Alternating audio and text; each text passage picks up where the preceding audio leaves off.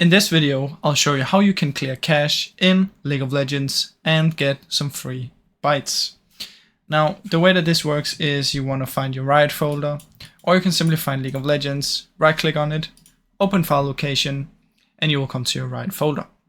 Now go back to Riot Games right here and select League of Legends.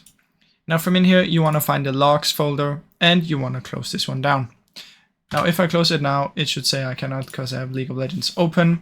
So what you want to do is come down here, Task Manager, Details, search for L, close down League of Legends, all the clients, and then R, and close down the Riot clients. Now everything is closed down perfectly, so now we're gonna delete our logs. Now I deleted the logs folder now, and you can see if I empty my recycle bin, there will be a lot of items in there.